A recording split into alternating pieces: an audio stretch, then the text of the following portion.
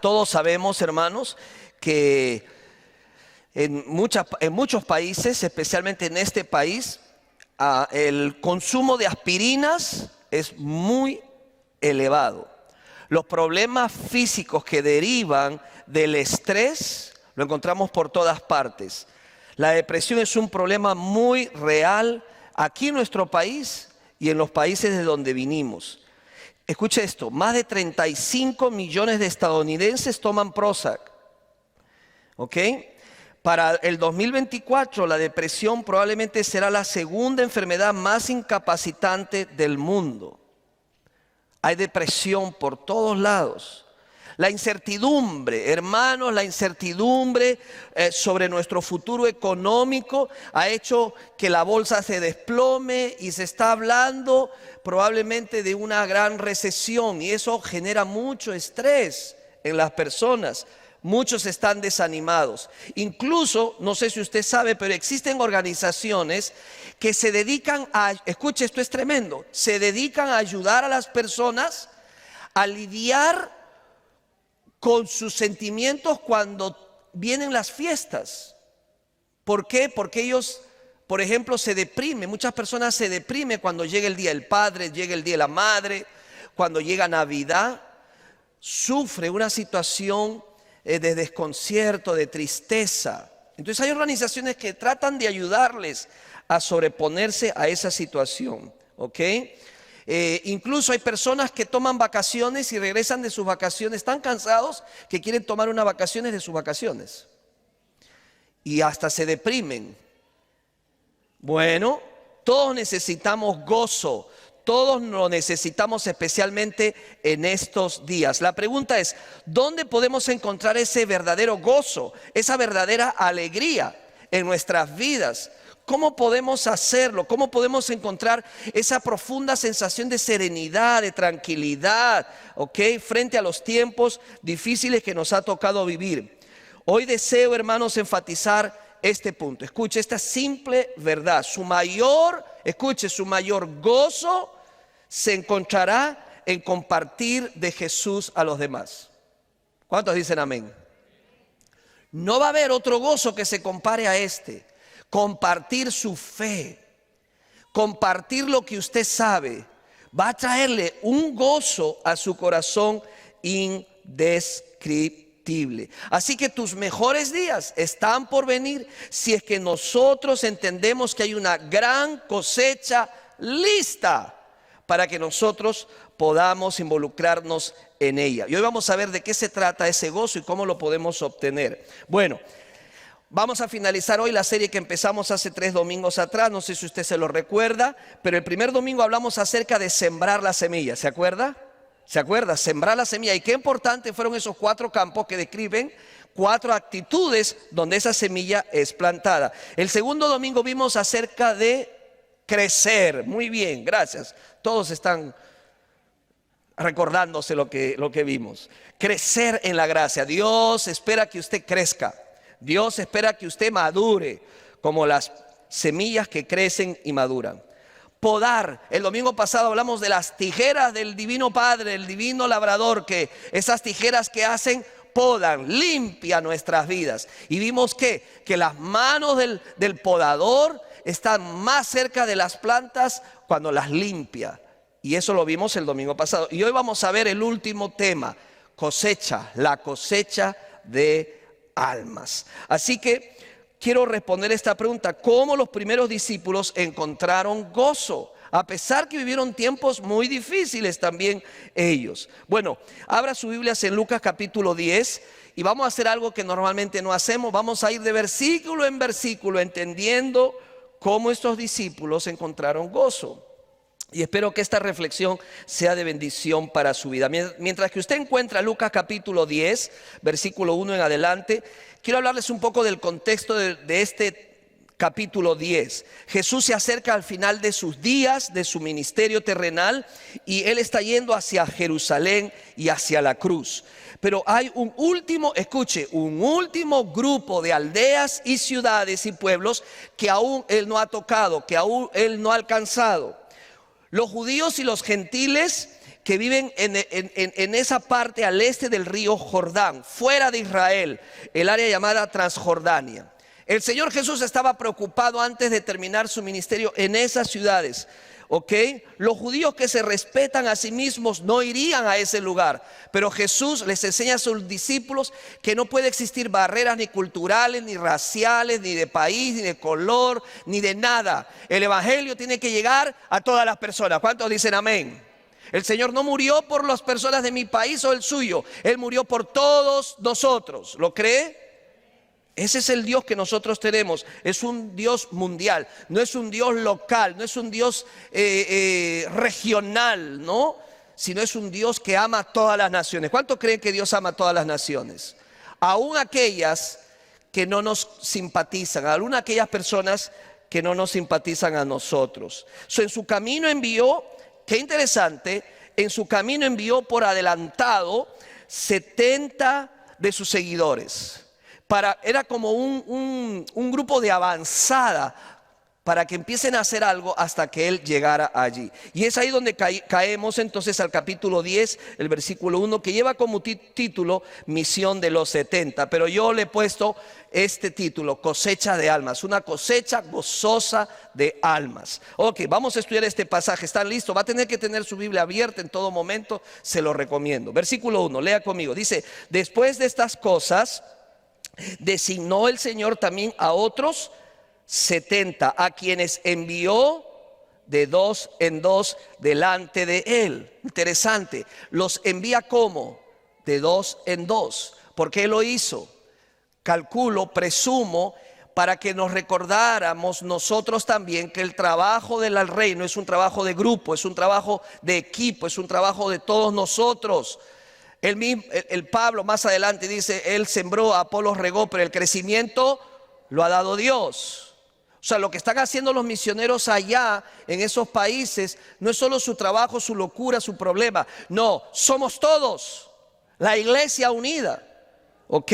Y luego le tengo un anuncio para que esto no solamente nos dediquemos a enviar dinero y a veces algunos que otros viajar. Tenemos que tener un contacto más personal con ellos, porque es la iglesia la que va. No es unos cuantos, somos tú y yo los que vamos. Pero esos pies son de los misioneros. Ok, y luego dice, y los envió delante de Él a toda ciudad y lugar a donde Él había de ir. Un dato más antes de pasar a la última parte del versículo 1. Dice que los envía de dos en dos. ¿Sabías que en la ley, si una persona decía algo, tenía que haber un testigo de lo que él decía? Así decía la ley, la Torá. Si alguien decía algo, tenía que atestiguarlo una persona más. Porque si yo decía algo y nadie más corrobora eso, ¿cómo sé que es verdad? Qué interesante, Jesús manda de a dos. Para que esa persona, cuando llegaran a esas ciudades, hablaran de su testimonio y el cambio operado en su ser, la otra persona dijera, sí, me consta, yo lo sé, yo lo conocía. Los envió de a dos a ciudades y lugares a donde Él había de ir. Y vamos ahora al versículo siguiente. Dice, antes de eso dice, a toda ciudad y lugar a donde Él había de ir. El Señor no tenía preferencias, no tenía lugares preferidos. Él dijo, vayan a todos los lugares. ¿Por qué? Porque a Jesús le importaban todos. ¿Alguien puede decir amén? Amén. ¿Te importa a ti las naciones? ¿Te interesa las naciones o solo te interesa tu país? Claro que no, ¿verdad? En esta iglesia nosotros amamos las naciones, clamamos por las naciones y clamamos como herencia a las naciones para la gloria de Dios. Por eso somos una iglesia misionera, por eso hacemos todo lo que hacemos. Bueno, luego la palabra de Dios dice en segunda de Pedro 3:9, yo creo que va a aparecer en la pantalla, segunda de Pedro 3:9. ¿Alguien me lo puede leer, por favor? Yo lo voy a hacer. No es que el Señor se tarde en cumplir su promesa como algunos suponen. ¿Cuál promesa? La promesa de su regreso a buscar a su iglesia. Que luego dice, sino que tiene que, ¿cómo? Paciencia con ustedes, pues no quiere que nadie muera, sino que todos vuelvan a Dios. Ahora entiende por qué Él retarda su venida. Ok, pero el pasaje continúa, ok. Mira la buena noticia que viene, versículo 2. Y les decía, ¿qué les decía Jesús? La mies, a la verdad, es mucha. ¿Qué es la mies? La cosecha. Dice, es mucha, más los obreros pocos. Por tanto, Jesús dijo, rogar al Señor de la mies que envíe obreros a su mies. Este es un pasaje que usted debiera memorizarlo. Es poderoso, es tremendo, encierra muchas verdades. La primera de ellas, hermanos, ¿qué vamos a hacer con este campo de cosecha que espera ser segado? Número uno, debemos ver la cosecha alrededor. Debemos ver la cosecha alrededor. Es importantísimo que veamos a nuestro alrededor la cosecha. Y para ver la cosecha de almas tenemos que bajar la velocidad. Estamos corriendo, hermanos, todo el tiempo corremos. Ya ni siquiera nos detenemos a orar por nuestro vecindario. A mí me pasa, corremos todo el tiempo. ¿Sabes? Lo mejor que podemos hacer es bajar la velocidad. Estamos demasiado atareados, demasiado ocupados y no estamos envueltos, no estamos viendo lo que está pasando a nuestro alrededor. Y ¿sabes que Jesús hizo eso? Él miró los campos que estaban listos para la cosecha. Vaya conmigo a Mateo capítulo 9, por favor, en sus Biblias. Mateo capítulo 9, y vamos a leer otro ángulo, otra visión de otro evangelista que cuenta esta narración. Mateo 9, y separe Lucas, por favor, 10, vamos a volver a él. Mateo 9, y vamos a leer el versículo 35. Dice, recorría Jesús todas las ciudades y aldeas, enseñando en las sinagogas de ellos y predicando el evangelio del reino y sanando toda enfermedad y toda dolencia en el pueblo. Interesante lo que hacía Jesús, ¿verdad? Verso 36. Y al ver las multitudes, diga al ver, ¿qué hizo Jesús? Vio las multitudes, y al verlas, ¿qué tuvo? Compasión de ellas, porque estaban desamparadas y dispersas como ovejas que no tienen pastor. Hermano, oro que Dios me dé los ojos de Jesús. Por eso es que la Biblia enseña que la iglesia son los ojos de Jesús. No solamente las manos y los pies, sino los ojos de Jesús. Para ver lo que Jesús vio, para ver a la gente como Dios la ve, con esa pasión. Cuando vas al mall, ¿verdad? Todos van al mall, algunos van al mall. ¿Alguien aquí va al mall? Sí, hermano, ¿usted va al mall? Sí, ¿le da permiso al esposo que vaya al mall? Uy, qué serios están hoy día. Vamos al mall y ¿qué vemos? ¿Qué vemos? ¿Qué ve usted? Gente, le ve cómo visten, cómo caminan, de qué país son. Si Jesús caminara por los malls, ¿qué vería él? Ovejas que no tienen pastor, que sufren, que no tienen la paz de Dios en sus corazones, que están fuera de su reino. Pidámosle al Señor que nos ayude a ver como Él ve a las multitudes. Y así lo hizo Él. Dice, a la verdad la mies es mucha, la cosecha es mucha, mas los obreros son pocos.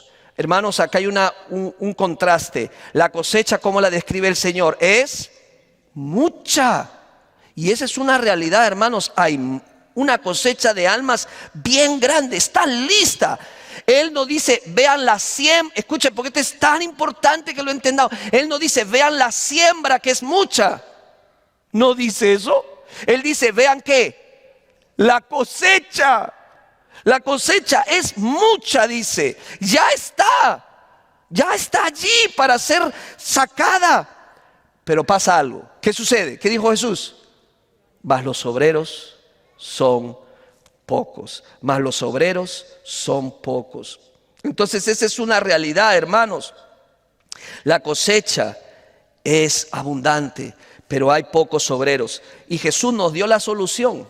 Hermanos, aquí, si nosotros siguiéramos las palabras del Señor, nos ahorraríamos tantos problemas y dolores de cabeza. Siguiendo las palabras y las instrucciones de Jesús, todo se haría mejor. ¿Y qué dijo Jesús cuando tenemos necesidad de más voluntarios y más obreros? ¿Qué dijo? Rogad, está conmigo, ve el versículo 2. Rogad al Señor de la mies que envíe obreros a su mies. Véalo, subraya la palabra rogad. Hermano, yo he leído muchas veces este pasaje hasta que encontré un buen comentario que me explicó qué significa el verbo rogad. El original, el griego que está aquí, dice ruega, suplica. La idea es pide, clama y suplica como si dependiera tu vida de eso. Como si solo dependiera tu existencia de ello. ¿Sabes por qué Dios hace esto? Porque Él quiere que nos unamos a su corazón. Él quiere que tengamos la pasión que Él tiene. ¿Sabes por qué, hermano, hermana? Porque una iglesia sin pasión no alcanza a nadie. Una iglesia sin visión no hace nada. Una iglesia en donde no tiene no encarna la pasión de Cristo, no gana almas. Pero cuando tenemos y encarnamos esa pasión, rogamos al Señor y le decimos: Señor, si tú no levantas obreros, la cosecha se pierde. Por favor, Señor. Y rogamos y clamamos al Señor de la mies, porque la mies es ¿de quién? Es de Dios, no es suya ni mía. Es de Dios la cosecha, la obra es del Señor. Él da el crecimiento. La cosecha está lista, hermano, hermana. ¿La vamos a dejar que se pierda en esta generación?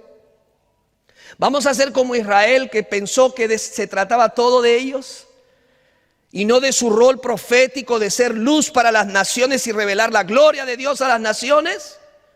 ¿Vamos a repetir el mismo error? ¿O vamos a decir: Señor, no vamos a permitir que la cosecha se arruine? Que la cosecha se arruine. Depende de su iglesia, depende de nosotros, hermanos. Y déjeme decirle, en este condado y en este estado, la cosecha está lista. ¿Cuántos lo creen? Por donde usted va, hay hambre de la verdad, hambre por conocer la palabra, hay hambre y deseo del Señor. ¿Qué dice luego el versículo? Y déjeme decirle algo para no moverme más rápido. ¿Sabes que hemos empezado una campaña de 52 semanas de oración por las etnias no alcanzadas? Usted ha recibido un librito, no para que lo guarde en su Biblia, que a veces se olvida de traerla. Esa guía, ¿alguien la tiene? ¿Me la puede mostrar, por favor? Su guía de oración de los 52 semanas. ¿Alguien la tiene? ¿Alguien la tiene? ¿Alguien la tiene? Gracias, hermana. Mira atrás, ahí está la guía. Esa guía contiene pueblos no alcanzados. ¿Usted quiere hacer algo por el reino de Dios, pastor? Quiero empezar a hacer algo en este año nuevo, este nuevo año. Coge esa guía, pídela afuera. Yo quiero orar por las etnias. Y pida: Señor, levanta obreros para esos grupos de personas que no conocen al Señor. Versículo 3, sigamos con la instrucción. Una vez que hemos visto y luego hemos orado, ¿qué dijo Jesús a ellos? 3, id. He aquí, yo os envío como corderos en medio de lobos. ¿Qué le dijo Jesús? Vayan. Debemos ir. Tercera instrucción, debemos ir. No debemos quedarnos, debemos ir. Debemos ir, es el mandato de Jesús, hermano, dirigido el Señor dijo: vayan. Está en segunda persona, o sea, es en plural. O sea, todo cristiano debe ir. Nosotros somos los enviados, ¿sabía usted? Usted es un enviado, yo soy un enviado. Así debe verse. Un enviado en este mundo para llevar el reino de Dios a las naciones. Debemos ir, dice. Esto no tiene alternativa, no hay opción. Es el mandato del Señor: vayan y hagan discípulos a todas las naciones. ¿En qué parte no la estamos entendiendo? Usted es un enviado. Usted, cuando va a su centro de trabajo, usted debe verse como un embajador. ¿Sabe lo que significa la palabra enviado? La palabra esa de ser enviados. La Biblia dice que nosotros somos esos ministros, esos apóstoles enviados con un propósito, con un plan. ¿Cómo se ve usted en su centro de trabajo? Usted no solamente está ocupando un asiento o está en un departamento, usted está ahí como embajador del reino de Dios. Usted no está en ese barrio porque le gustó la casa, qué bonita, y aquí él pudo comprar o pudo alquilar. Usted está en ese apartamento como un embajador de Cristo. Tiene que verse así. No puede verse como un simple mortal. Somos representantes del reino de Dios. Pero él dijo algo más: cuando yo los envío. ¿Y cómo nos envía? ¿Qué dice? Como corderos en medio de lobos. ¿A cuánto le asusta esta palabra? Nos envía en medio de lobos. ¿Qué hace un lobo? ¿Qué hacen los lobos? No te dicen hello, qué bonito tu pelaje, qué bonitos tus ojos. El lobo, ¿qué hace? Devora las ovejas. Mira lo que está diciendo a los 70 Jesús: los voy a enviar, pero hello, los voy a enviar como corderos en medio de los lobos. ¿Qué le está diciendo el Señor a ellos? Los envío en medio de lobos, pero no van en sus fuerzas, van en mi poder. ¿Cuántos dicen amén? Están yendo en mi poder. Y nuestra única protección, hermano, escuche, nuestra única protección contra los lobos es permanecer cerca de nuestro pastor. ¿Sabe lo que dijo Jesús? Jamás, la palabra de Dios, ¿sabe qué dice? Jamás te dejaré, jamás te abandonaré. Y Jesús prometió que estaré contigo todos los días hasta el fin del mundo. Hermana y hermano, no estás solo. En ese centro de trabajo, usted no está sola, no está solo. En ese trabajo que realiza, usted no está solo. Vamos en su poder. Y vamos a donde seamos bienvenidos. Mira el versículo 5. Vamos a descubrir otra perla que muchas veces las iglesias no toman atención. ¿Sabe por qué? Porque no leen lo que Jesús dice y estamos tratando de cubrir la rueda y creando nuevos métodos, cuando Jesús claramente nos dio la instrucción cómo hacer evangelismo y cómo alcanzar nuestras ciudades. Mira lo que dice el versículo 5. En cualquier casa donde entréis, primeramente decid que pase a esta casa. Hermano, yo he ido a casas donde yo he dicho pase a esta casa y me han dicho se va por la misma puerta por donde usted entró. ¿En serio? Yo tengo mi religión, váyase. Vamos a ver lo que dice el Señor. Dice: y si hubiere allí algún hijo de paz, subraye, porque es sumamente importante que usted entienda este principio que el Señor nos explicó. Si usted allí al encontrar algún hijo de paz, vuestra paz reposará sobre él, y si no, se volverá a vosotros. Se volverá a vosotros, dice la Escritura. Sigamos leyendo. Y posad en aquella misma casa. Ojo, mira lo que dice: quédense en esa casa. ¿Y qué vamos a hacer ahí? ¿Qué dice? Algo que a usted y a mí nos gusta. Comiendo, dice. Es bíblico, hermano, no me vuelva a criticar cuando quiera comer algo. Es bíblico, dice coman. ¿Cuántos dicen amén? Amén, qué lindo es el Señor, nos deja comer. Amén. Dice, coman, dice, y posad en aquella misma casa, comiendo y bebiendo lo que os den. Porque el obrero es digno de ¿qué? De su salario. No os paséis de casa en casa. No sé si usted lo está entendiendo, hermanos, pero muchas veces no entendemos que lo que el Señor está diciendo es lo siguiente: donde seas bienvenido, quédate allí. ¿Qué hacemos normalmente nosotros? Saltamos de casa en casa, nos alocamos, corremos, queremos ganar a todos y no nos damos cuenta de lo que Jesús dijo. Si llegas a un lugar y te reciben y es un hijo de paz, quédate allí, no te muevas. Déjeme contarle una experiencia vivida. Hace muchos años en mi país, era muy joven, hace poquito, me invitaron a participar de una obra pionera. Era pionera. Y era plantar un Good News Club. Acá las hermanas del Good News Club me van a escuchar. Un club bíblico para niños. Recuerdo el nombre, nunca me lo voy a olvidar. Fundo Bocanegra. Estaba al frente del aeropuerto Jorge Chávez de mi país.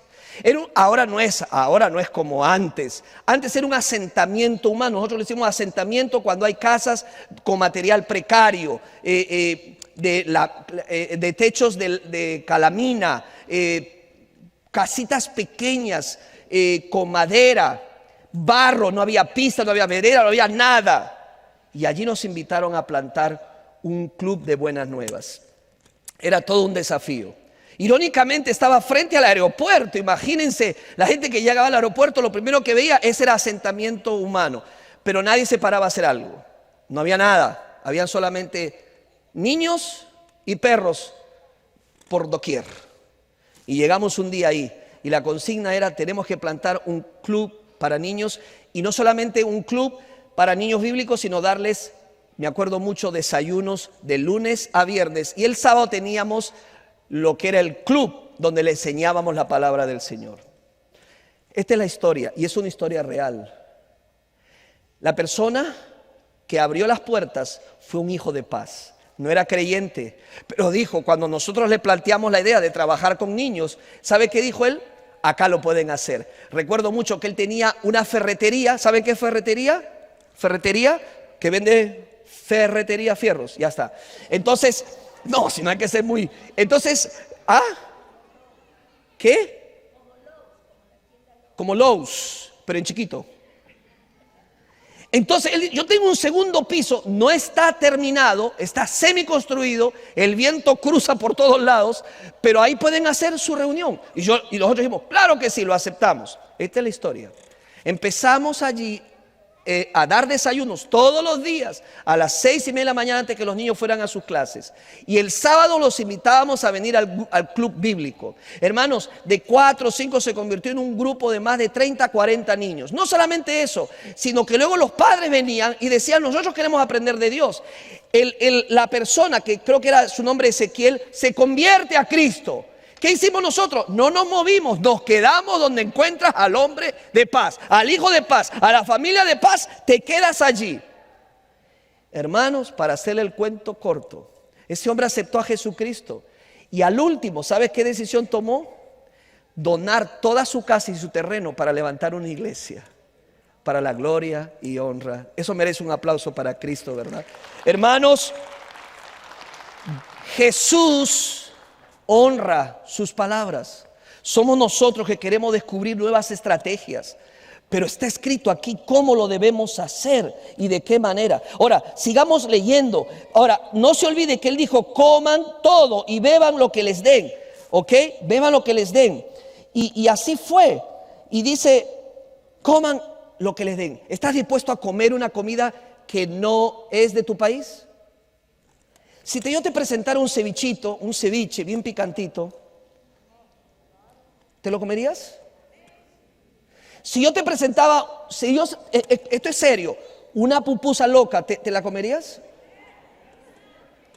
No siga, pastor, no siga. Si yo te presentara un gallo pinto, ¿te lo comerías? Ay, ¿qué es eso, pastor? ¿Qué pinto? ¿Qué pájaro es ese? No. Hermanos, si queremos alcanzar a la gente, tenemos que comer lo que nos pongan en la mesa. ¿Cuántos dicen amén? Tenemos que aprender a salir de nuestra zona de comodidad. Tenemos que ser flexibles. Ya todos están hablando de las comidas. Dejen las comidas, hermanos, ya. Una arepa, lo que usted quiera agregarle. ¿Lo comería? Hermanos, hemos tenido reuniones aquí que hemos tenido que convencer a las personas que coman otros platos. Tenemos que abrir nuestros ojos y seguir la instrucción del Señor. Ahora, mire el verso 8, porque esto viene mejor ahora. Dice, en cualquier ciudad donde entréis y os reciban, coman lo que os pongan delante. ¿Ok? Lo que os pongan por delante. Pero en el verso 4, yo me lo salté, quiero que regrese, dice, no lleves bolsa, ni alforja, ni calzado, y a nadie saludéis por el camino. ¿Sabe qué significa esto? Van en mi poder, yo los voy a sustentar. Pero al final del versículo 4 dice, y nadie saludéis por el camino. ¿Qué significa esto? No se distraigan. Estamos muy distraídos como iglesia y estamos olvidándonos. No hablo de esta iglesia, hablo de la iglesia en general.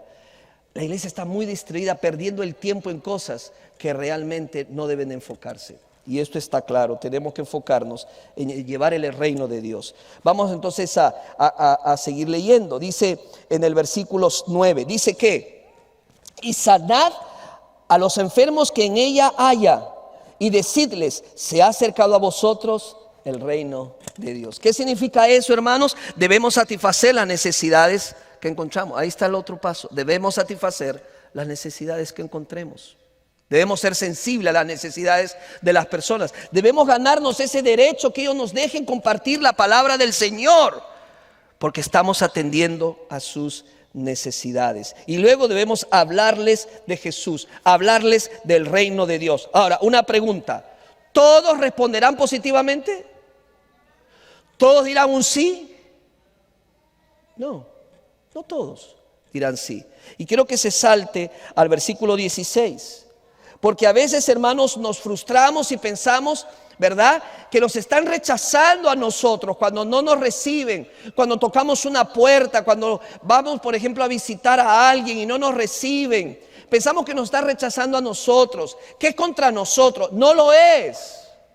Mira lo que dijo Jesús en el versículo 16. Dice: el que a vosotros oye, ¿qué dice? A mí me oye. ¿Y qué más dice? Y el que a vosotros desecha, a mí me desecha. Y el que me desecha a mí, desecha al que me envió. No es contigo, es con Jesús, es con el Padre. Si no te reciben, límpiate los zapatos, ve a otra casa, hasta que encuentres, ¿quién? El hombre de paz, la mujer de paz, el hijo de paz, la familia de paz. Y allí quédate, porque allí es donde habrá la bendición y el crecimiento. ¿Cuántos lo creen? Hermanos, simple estrategia. No tenemos que rompernos la cabeza con más y más métodos. Simplemente seguir lo que Jesús dijo que deberíamos hacer. Eres simple testigo. Y al final, hermanos, en el versículo 17, ¿qué pasó cuando los 70 regresaron después de haber hecho lo que Jesús le dijo? Mira el versículo 17. Y volvieron los 70 con gozo. ¿Qué debemos de tener? Debemos alegrarnos. Debemos dejar que ese gozo se manifieste diciendo: Señor, Señor, aún los demonios se nos sujetan en tu nombre. ¡Wow! Aún los demonios se nos sujetan en tu nombre. Pero ¿qué les dijo Jesús? Que eso es lo más espectacular. Jesús dijo: no. Mira lo que les dijo: yo veía a Satanás caer del cielo como un rayo. Déjeme decirle algo: cuando usted lleva el reino de Dios y el evangelio, esas semillas, y usted habla, y usted visita a alguien, encuentra a la familia de paz, estas personas aceptan a Cristo, ¿sabe lo que pasa con las puertas del Hades? Es como que si los diéramos de patadas, rompiéramos en el poder del Señor esas puertas y arrancáramos las almas del reino de los infiernos para ponerlas en el reino de la luz. ¿Sabes por qué? Porque la Biblia dice que las puertas del Hades no podrán prevalecer contra la iglesia. Si alguien está aquí gozoso de eso, diga un fuerte amén. No podrá. El enemigo está derrotado. Y cuando ve una iglesia que sale de su zona de comodidad, cuando ve una iglesia que se le ocurre apoyar misioneros, cuando ve una iglesia que decide involucrarse e ir en un viaje misionero y tomar sus vacaciones para poder llevar el reino de Dios a las naciones, es ahí donde Satanás se preocupa. Mientras tanto, no. Que oren, que lean la Biblia, que hagan su party, su festejo y sus canciones, estén todo el tiempo metidos en la iglesia. Yo no tengo problema, dice, me incomoda. Pero cuando una iglesia quiere ser una iglesia misionera, hermanos, esperemos lucha. Una lucha espiritual, una guerra espiritual. Por eso tenemos que redoblar la oración. Tienes que orar, tenemos que orar más, porque estamos en un terreno minado. Hay lobos, está el diablo de por medio, pero la Biblia dice que somos vencedores, más que vencedores en Cristo Jesús. ¿Cuántos piensan, creen que muchas almas vendrán a Cristo en este año? ¿Cuántos lo creen? Yo lo creo, en el nombre de Jesucristo. Ahora, dice el versículo 19, mira las últimas palabras de Jesús. He aquí os doy, ¿qué? Potestad de hollar serpientes y escorpiones, y sobre toda fuerza del enemigo, y nada os dañará. Contamos con un poder sobrenatural, hermanos. No minimice el poder que nos acompaña. Verso 20, pero no os regocijéis de que los espíritus se os sujetan, sino, ¿qué dice? Regocijaos de que vuestros nombres están escritos en los cielos. Hermanos, cuando yo pienso que mi nombre está escrito en el cielo, eso me da gozo. Pero tengo mucho más gozo cuando yo o usted vea almas que hemos alcanzado, que se arrepienten y sus nombres están escritos en el reino de los cielos. Qué gozo indescriptible. Hermano, hermana, usted se siente apático, desanimado, como que se siente incómodo, se siente que no es lo mismo. Involúcrate en el reino de Dios. Involúcrate en ganar almas para Cristo. Involúcrate y hazlo lo mejor que puedas. Ahora, mira al final lo que dice en el 21. En aquella misma hora Jesús, ¿qué dice? Se regocijó en su espíritu.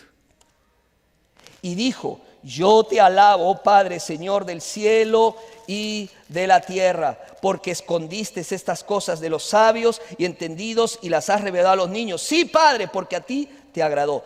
Todas las cosas me fueron entregadas por mi Padre, y nadie conoce quién es el Hijo sino el Padre, a quién es el Padre sino el Hijo, y a aquel a quien el Hijo lo quiera revelar. Y volviéndose a los discípulos les dijo aparte, bienaventurados los ojos que ven lo que vosotros veis. Porque os digo que muchos profetas y reyes desearon ver lo que vosotros veis y no lo vieron, y oír lo que oís y no lo oyeron. ¿Sabes qué? Todos los grandes héroes de la fe no vieron y escucharon lo que los 70 hicieron y lo que nosotros hacemos. Ni siquiera el gran David lo pudo ver. Los grandes reyes de Israel no pudieron ver nada de eso. Jesús comparte su alegría con nosotros y su gozo con nosotros. Hermanos, para resumir, vea la cosecha a su alrededor. Preocúpese por aquellos que conoce. Preocúpese por satisfacer sus necesidades como puedas. Háblales de Jesús en su poder y autoridad, y espera alegría y gozo cuando lo hagas. Un gran gozo. Ahora, ¿cómo podemos obtener ese gran gozo? Quizás usted dice, pastor, lo he escuchado, pero esto no es para mí. Yo, ser un misionero, ir a mi barrio, hablar a la gente de Cristo, hacer un viaje misionero, alcanzar a otros para Cristo, eso no es para mí. Eso no es para mí. Si tú dices eso, te vas a perder el gozo verdadero en tu corazón. Hermanos, a lo largo de la historia bíblica, ¿a qué hombres y mujeres Dios usó más? ¿Sabes a quién? A Jacob. ¿Y sabe quién fue Jacob? Un engañador. Rahab, una prostituta. Moisés fue un asesino. Mateo, un publicano. Pedro, un cobarde. Pablo, un asesino también. ¿Ves un patrón? Dios puede usarme, Dios quiere usarte. Solo necesitas un corazón dispuesto delante del Señor. ¿Sientes hoy la alegría de Jesús en tu corazón? ¿Estás involucrado en el reino de Dios, llevando el reino de Dios a donde el Señor te permita ir? ¿O todavía no estás experimentando ese gozo? ¿Por dónde puedo comenzar, pastor? Mire, empiece con compartir los recursos. Empiece con dar. ¿Por qué? Porque hay mucha necesidad en el reino de Dios y aún en la iglesia. Empiece por allí. Puede incluso donar alimentos no perecibles. Tenemos un ministerio que se llama Esperanza. Tenemos una caja que se llama la Caja de la Esperanza. Traiga víveres. Créamelo, hay gente en nuestro estado que no tiene para comer. Créamelo. Usted puede decir, no, eso no. Sí, le puedo asegurar eso. Hermanos, puede ser parte de un proyecto como lo hice yo siendo joven. Jóvenes, ¿cuántos jóvenes hay aquí? Tienes una energía tremenda. Involúcrate en un proyecto. Ponte a servir. Haz algo en tu iglesia. Yo alabo a Dios por la juventud en nuestra iglesia. Para muestra un botón. Mire atrás, en esa cabina, ¿cuántos jóvenes tenemos? ¿Puede darme un fuerte aplauso, hermanos? Un fuerte aplauso a ellos. Los jóvenes con lentes también están incluidos. Gracias, dice el hermano. Ponte a trabajar, haz algo, involúcrate en un proyecto local.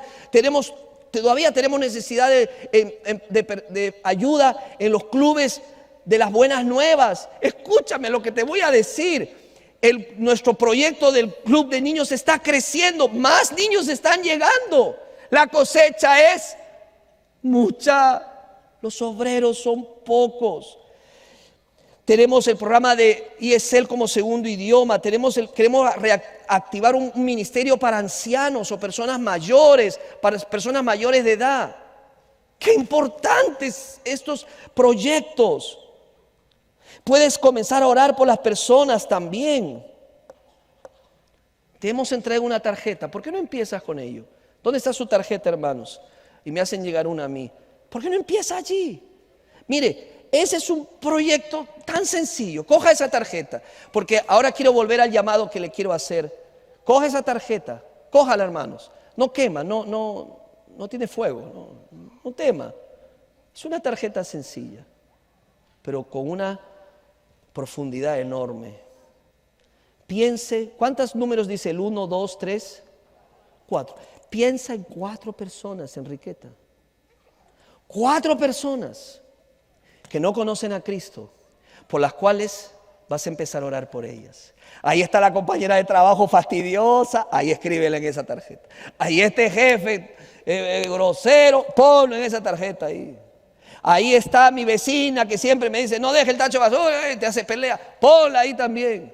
Ahí está tu esposo. Gracias, hermana, que Dios te bendiga, que tengas nietos, muchos.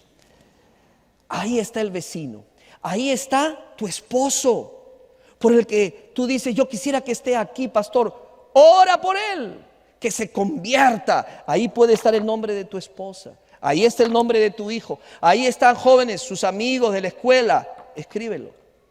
¿Y qué vas a hacer con esa tarjeta? Cuando tengamos la respuesta a la palabra, yo quiero animarte, y aquí viene lo que te dije al principio.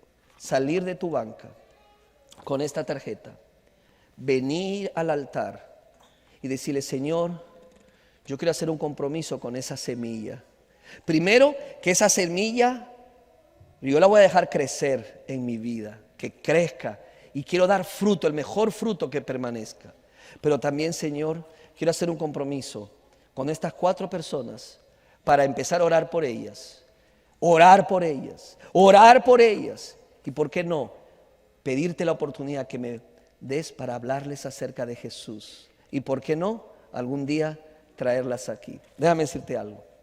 Esto es lo emocionante de este llamado. Cuando tú vengas acá al altar con esos 4 nombres y lo dejes en las gradas, vamos a juntar todas esas tarjetas y lo vamos a poner en una caja y lo vamos a tener siempre aquí en el santuario. ¿Sabes qué significaría que una de esas personas algún día viniera a esta iglesia y aceptara a Jesucristo? ¿Sabes qué le vamos a decir? Nosotros oramos por ti. Nosotros lloramos por tu alma. Nosotros te trajimos todos los días a la presencia del Señor. ¿Cuántos quieren eso para sus amigos o sus familiares o las personas que conoces? Mientras que mi hermano me acompaña y el grupo va pasando, yo quiero invitarte en ese silencio delante del Señor. ¿Se acuerda que le dije que las decisiones más importantes de nuestra vida se toman en la iglesia? Coge esa tarjeta, coge un lapicero y quiero que en oración hagas algo. Escribe 4 nombres de 4 personas. En este momento, haz una oración pequeña y Señor, guíame con tu espíritu. Pero coge un lapicero y apunta eso. Pastor, no tengo lapicero. ¿Alguien no tiene lapicero? Los hermanos Sugieres van a correr a darle uno. No sé de dónde lo van a conseguir, pero ellos se las ingenian siempre. Alguien no están en las bancas los lapiceros, cójalo. Ay, pastor, fíjese que yo no sé quién. ¿Cómo no sabe? Usted tiene gente a su alrededor. Vamos, ya no me mire a mí, por favor. Mire la tarjeta y ponga 4 nombres de 4 personas. Y luego voy a invitar a que nos pongamos de pie. Y este es el compromiso, este es el llamado que quiero hacer. Salga de su banca venga al altar, arrodíllese o párese y venga con esta tarjeta. Le va a decir: Señor, quiero hacer un compromiso con esta semilla de tu palabra. Quiero estar bien arraigado a ti. Quiero crecer. Quiero que me podes, me limpies, saca lo malo, deja lo bueno, haz crecer lo bueno en mí. Yo hago un compromiso con esa semilla, pero también hago un compromiso de llevar esa semilla a los que no te conocen. Y aquí está mi primer paso, mi tarjeta de oración por estas personas. Tómele una foto quizás después que escriba los nombres para que se las recuerde, pero queremos que esta tarjeta, ¿ok? Esta tarjeta la entregue, porque vamos a ponerse en una caja y simbólicamente vamos a decir ahí: estamos orando por ti. Cuando ellos vengan, alguno de ellos, le vamos a decir: tú eres la respuesta a nuestras oraciones. ¿Sí? Oswald, ¿listo? Vamos, cojan la tarjeta, cojan el lapicero, escribe los nombres y vamos a orar por esas personas. Vamos a orar por esas personas. Todos, hermanos, los que quieran hacer el compromiso, los que quieran hacer el compromiso. Aquí hay personas que no tienen las tarjetas, hermano, por favor, súbanse en el primer vuelo que tengan y vengan aquí. Acá hay personas que no tienen tarjeta. ¿Habrá más? ¿Ya no hay? Coja un papel, hermano. Un papel, no hay, solo un papel. Y ponga los nombres. Luego le proveeremos una tarjeta. Lo importante es: escribe en cualquier parte 4 nombres de 4 personas. ¿Sí? Voy a pedir, hermanos, que después que ha apuntado los nombres se ponga de pie. Y mientras que el coro va a cantar, deje su banca, venga al altar, haga ese compromiso con Dios. No regrese rápido. Ore por estas personas. Yo no voy a hacerlo, usted lo va a hacer. Ponga su mano sobre ella. Llore, ruegue y dígale: Señor, ten piedad de ellos y ten piedad de mí, para llevarles el reino de Dios, llevar a Jesús a estas personas. Y ayúdame a hacer un compromiso de crecer en los caminos tuyos. Vamos a ponernos de pie y los hermanos están listos para poder hacer nuestro compromiso.